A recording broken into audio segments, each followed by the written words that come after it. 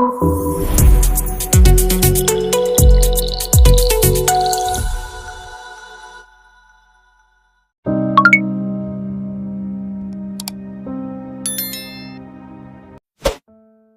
Z dibilang generasi paling lemah dalam sejarah. Tapi faktanya, mereka justru generasi dengan tekanan mental paling berat sepanjang sejarah modern.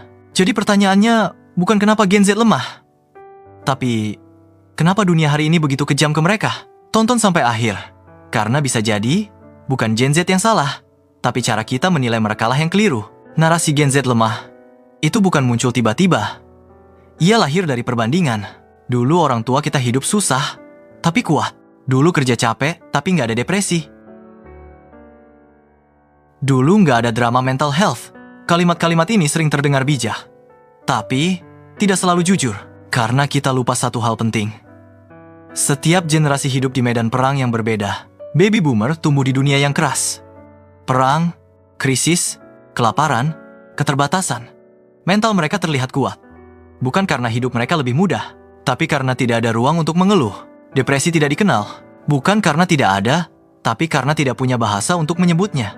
Mereka diajarkan satu prinsip, bertahan hidup dulu, perasaan nanti, dan prinsip itu berhasil. Tapi juga meninggalkan luka yang tidak pernah sembuh. Masuk ke Gen X dan milenial.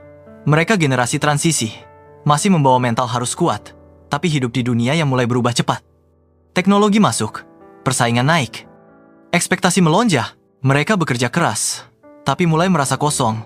Burnout mulai muncul, anxiety mulai terasa, tapi tetap banyak yang memilih diam. Karena mengeluh dianggap lemah, karena curhat dianggap manja. Gen Z lahir, digital, angka, krisis global. Melihat masa depan, tapi tidak yakin bisa sampai ke sana. Mereka bukan hanya hidup, mereka ditonton, diukur, dan dihakimi setiap saat. Gen Z bukan generasi pertama yang stres, tapi mereka generasi pertama yang berani mengaku stres, dan disitulah mereka dicap lemah. Padahal, berani jujur bukan tanda kelemahan.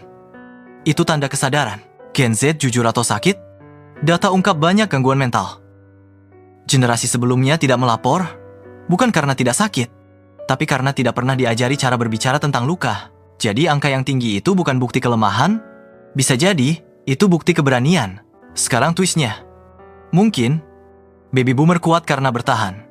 Milenial kuat karena memikul beban transisi. Tapi Gen Z kuat karena memilih sadar. Mereka berani berhenti, berani bertanya, berani bilang, ada yang salah. Dan, dalam sejarah manusia, perubahan besar selalu dimulai dari generasi yang berani dianggap lemah.